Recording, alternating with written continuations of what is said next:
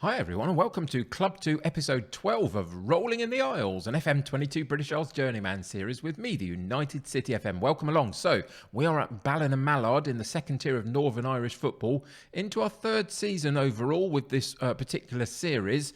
It's gone okay so far. We've been a bit inconsistent for about the last sort of 4 or 5 games. It's been win one, lose one, win one, lose one, etc. But the last 2 fixtures we have won.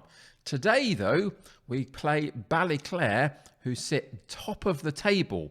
Bit of a challenging one. Let's see how we get on.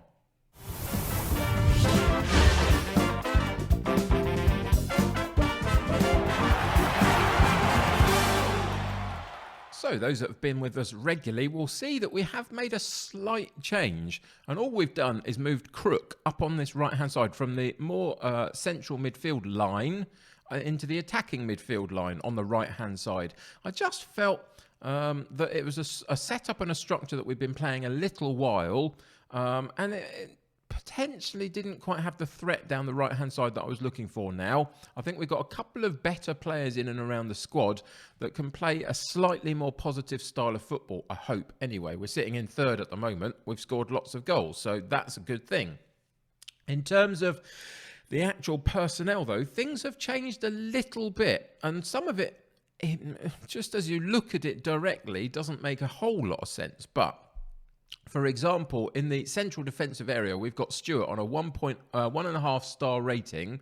Armstrong, if we were to switch him back in briefly, you'll see that he's a 3.5 star rating, which you would suggest, why on earth have you dropped one for the other, really? But the key thing for me, if we go and look at Armstrong, he isn't behind my head, that's fine, is his physicals are not particularly strong.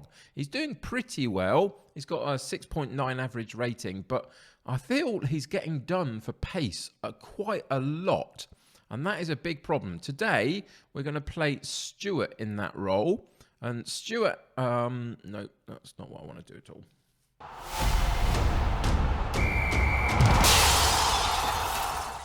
So those that have been with us for a little while will notice that we've got a change in our structure of formation a little bit. All we've done is we've moved Crook up from the sort of more central midfield line into the attacking midfield line down this right-hand side. Wanted a little bit more positivity in our play and a little bit more connection to the front guys as well. Give ourselves a threat on either side. And Burns, this season, down the left-hand side, has been phenomenal for me so far. He's done absolutely brilliant. I mean, he doesn't look anything particularly to write home about in a lot of ways, but really has played very well for us so far. So if we can get something similar from this right-hand side, then I'll be happy. There are a couple of changes in the personnel as well for today. You can see that both Shearer and Kelly are playing up front. For a simple reason that the other two, Banda, who's on a 7.1 average rating for the season, and McGlynn, who's on a 6.79 average rating for the season, haven't quite been at the races for the last couple of matches before I dropped them a little bit. And you can see that both Kelly and Shearer have come in, got a 7 average rating and a 7.4. So they're doing okay, so we're leaving them in for now, but Banda can feel a little bit unlucky for being dropped, but he just wasn't scoring the goals most recently. So for today's match against Ballyclare, who are sitting top of the table, it's a little bit of a gamble to play those two up top, but we're going to see what happens. The other player that I'm really concerned about just at the moment is our central defender Armstrong. He's the one on the left-hand side of the duo in the centre-back position. And the only reason I'm concerned about him is a 6.9 average rating is not bad at all. He's doing all right for me. You can see there's lots of gaps all over his attributes because there will be for any player playing at this level. But I feel like his pace is really causing us some problems, to be honest. The big problem that we've got is the substitutions that we can make, or the rotations that we can make. One is Stewart, and he's only got 1 point extra in his attributes for pace, so it's not fantastic either, although his tackling is a bit better. The other one, who has got a little bit more pace at 10, is only 16 years old. So I don't really want to play him today against Ballyclare, but Aidan Black might come into the starting lineup fairly soon against one of the slightly lesser sides in the division when the appropriate moment comes, and just see if he can get a little bit of added pace into our back line would be really good, it feels like.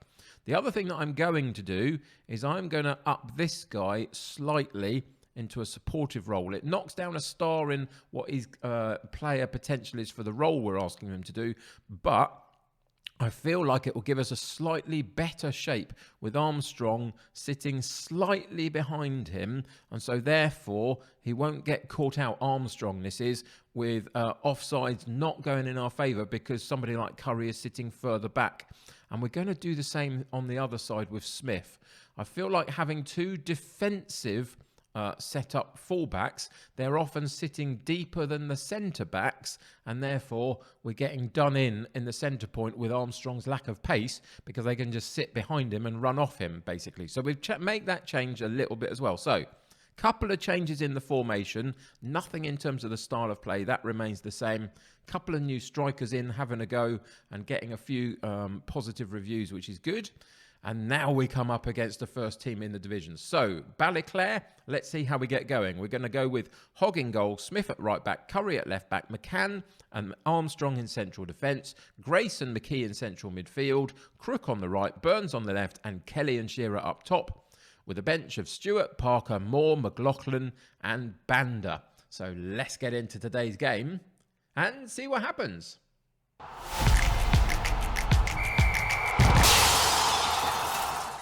So because we're away from home, because Ballyclare are sitting top of the table, there's no point in me going and promising the world to the players or threatening them if they don't win or anything like that. So I very simply, calmly put my hands in my pockets, very chilled out gesture and said, we're doing well, we're on a good run, let's try and keep that going, shall we? And we'll see what happens with that. It got a composed response.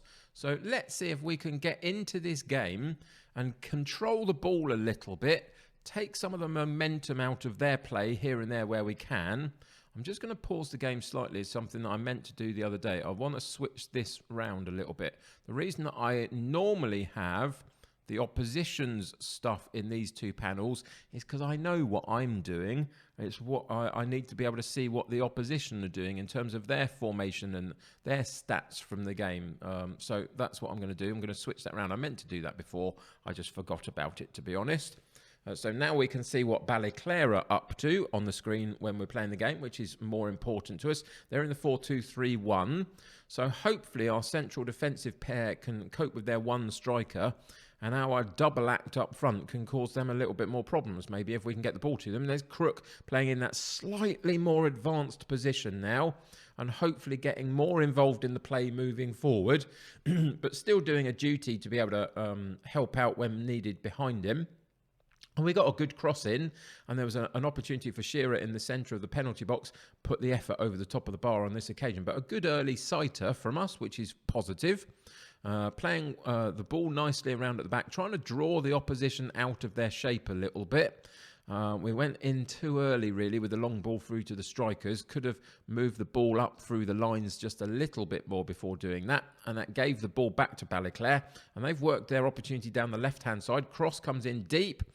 And the goalkeeper messes it up. As simple as, really. You can't say much else than that. He came out, didn't make it, got caught in no man's land completely. The ball went over the top of him, very, very simply.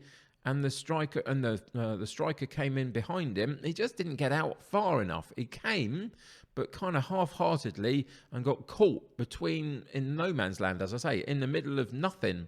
And the goal was open wide then because the ball bypassed him, and the ball was put in the back of the net. And again, it's what we saw in the last episode. It's what I've seen a couple of times in a couple of the losses that I've had since then as well. It's about players being inconsistent, really. And then occasionally we get players doing good things like that to get us back in the game. And it's about on Sundays we find a way to get the balance right, and we're the ones with the better opportunities that give us a game, and on other times it's already done and dusted before we get back into the game. It's just really, really inconsistent. On that occasion, Crook did very well to lose his marker down the right-hand side of the box and put a really good shot in, and we go 1-1, which is really great. But as I say, it's all about the consistency. At the moment in this level of football, it's about, you have a go, we have a go, you have a go, we have a go, and we'll hope that we basically get more than you by the end of it, really, and make the most out of our chances. And what have we given there? Free kick? there was an offside. I thought for a second that somehow we might have given a penalty away or something. That would have been a disaster, wouldn't it? But it wouldn't have surprised me at all. As I say, we saw it in the last episode. A couple of really bad errors there. And it's kind of continued on like that, really. It feels like the balance of the actual match engine at the moment is that you do see a lot of mistakes from your defenders, specifically at this level of competition. If you're playing in the real top flights of European football or whatever, like some Man City or Bayern Munich or something, are you seeing the same sort of things? Is that how the match engine is going for you? That the way you get your goals is through a little bit of brilliance here and there, but you're losing goals because your defenders just make silly errors? Is that what's happening? Or is that just at my level of football? Interested to know. Put that down in the comments below. Let me know what's happening in your stuff as well, in your FM22 saves. Always interested to hear about that sort of stuff. But yeah, really interested to know what the match engine is doing for you. There was obviously a really big update yesterday for all sorts of stuff, including the match engine.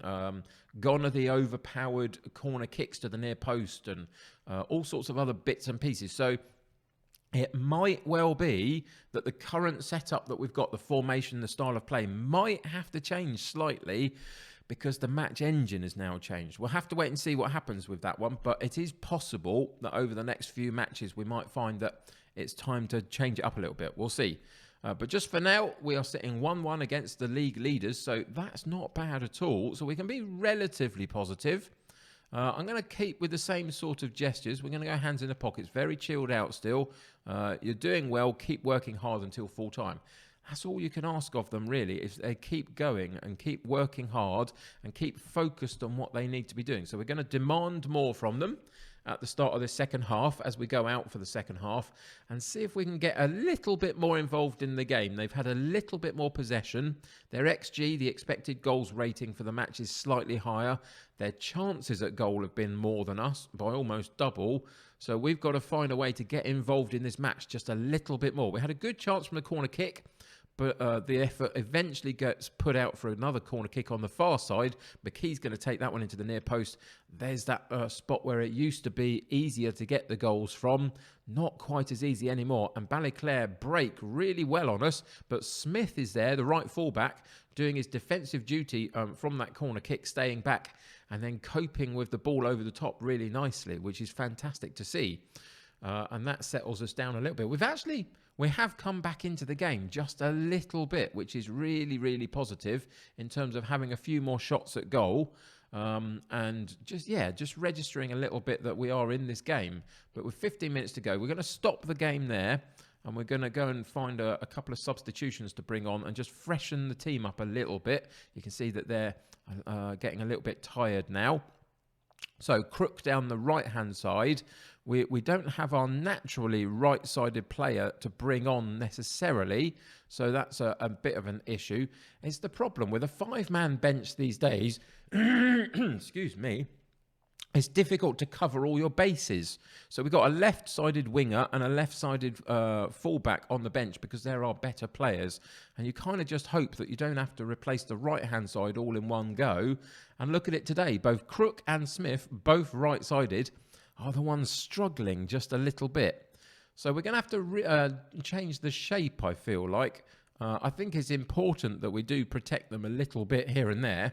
Excuse me, my throat is causing me a bit of a problem today. Smith's coming out, and I'm going to put Stewart in, central defender. And we're going to go to a back three, basically, which moves Curry out of that position. And we can either play a holding midfielder or a more attacking midfielder. I think we're going to go for this game. I think we're coming back into it. And the way we're going to do it is we're going to put Curry in there just for a second, and we're going to switch him over with Burns. Burns can play that central midfield role, and we can now bring our left winger on, McLaughlin, down the left-hand side. Now, this will be unfortunate, of course, if we now go and get beaten. But one more thing that we are going to do is we're going to take... which one are we going to take out? We're going to take Grace out of the side. And we're going to put Zach Moore in, who is more of a holding player. So we've now got a ball winner and a Carolero that's going to shuffle from side to side. And hopefully those two can keep the ball out for us down our end. And to do this, I think what we're going to do is we're going to go route one. Because we've now got the support of the 3 behind the 2 strikers, we're going to move him up as an attacking pressing forward as well. I feel like if we can get any joy up the top there by kicking it longer and getting them involved in the play better, that's going to be a good thing. So we'll go in the positive mentality. And the one aspect of this that I want to change, and I know I do, is out of possession. We're just going to raise the line of defensive line a little bit and the engagement line from the strikers much higher. So when we do win the ball, we can get it over the top a little bit. Maybe we'll just go back to standard. I think that's probably better. So that's my thought process, understanding that we're up against a good side and it could go wrong.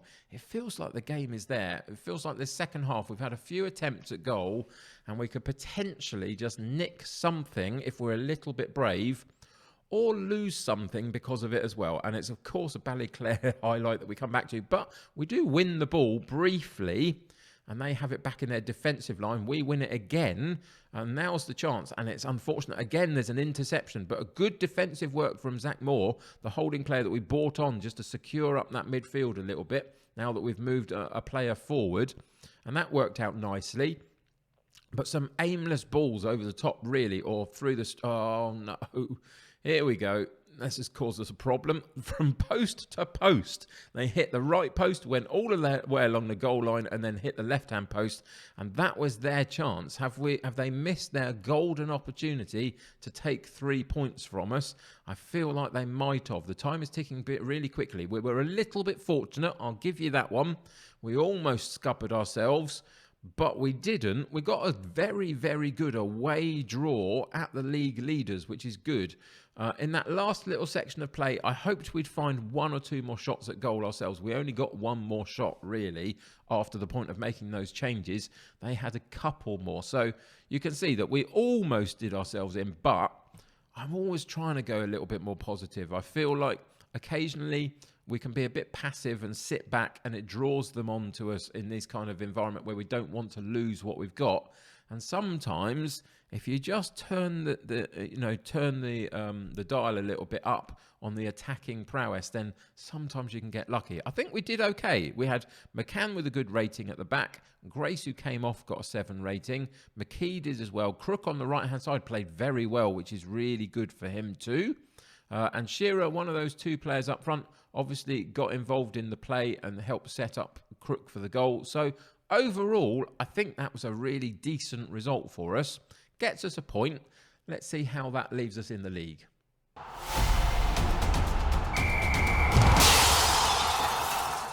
So that point actually moves us up a spot into second place in the league. We're still sitting on a 0 goal difference because, of course, we scored one and let one in today as well. But at least we haven't let in like 3 or 4 against one of those big sides, which is an improvement. That's good. I like that. You can see, though, that the Wolves are circling, or the Vultures are circling, or whoever it is that's supposed to be circling are directly behind us. 3 teams on 19 points, 1 point behind us. So there's a long, long way to go in this campaign at the moment. But at the halfway point in this first half of the season, we're doing okay. Remember, we play each of these other 11 sides twice, home and away, and then the league breaks into 2, and with the top 6 play each other for another 10 games after that. So we're getting through these games, and we're sitting very, very comfortably in second at the moment. So being in that top half looks as though we're going to get there with no problems. It's about how long we can maintain being up there with the bigger boys in the league, really, and how late into the competition we can still be there with a chance of getting into one of these playoff spots, which is what I'm trying to aim for this season. But anyway, it was a good performance in a lot of ways. It was a good result to get a draw away from home against the top side in the division, so that's great. Now, we've just got to secure ourselves a little bit defensively. The next game coming up immediately are the likes of Dergview, who currently sit in 8th, followed by Institute. And it will probably be something like the Institute or the Port Stewart game coming up against the bottom 2 in the division that I play maybe one or two of those youngsters, especially that young central defender, to see if just having a little bit more pace in the back line helps us.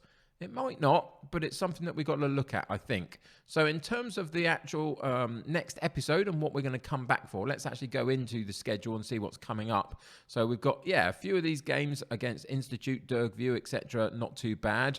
I think what we're going to come back for is the Carrick match. Carrick was supposed to be winning this league this season and haven't been doing that well so far. Sitting mid-table, let's hope that that can continue through to the point where we play them and we can pile a little bit of misery on them. So there might only be 1 or 2 episodes left of this first half of our season, probably against Carrick. Then we might just go right the way through to play the last game of this setup against Ballyclare again, because we have been in this division for the last couple of seasons. So we've seen a lot of this before. So that's where we're heading probably over the next couple of episodes, and then we'll head into those last 10 matches that get reset when the league splits and see how we go towards the end of the season and how high up we can finish. But so far, so good. Carrick up next in the next episode. Between now and then, a couple of opportunities to look at a couple of new players because of a slightly lesser opponent. Until next episode, Dave, thank you for joining me today. I really appreciate it. I think it was pretty good in the end. I think we should be happy with the draw. Although I'm never quite happy with the draw. You always want to win, don't you? But yeah, overall, pretty good. Thank you for joining me. I really appreciate it. Subscribe to the channel if you haven't already and join my United City community. The more the merrier. Click that like button on this particular episode. That'll help me get seen by more people. Until next time, take care of yourselves. I'll see you very soon. Bye for now.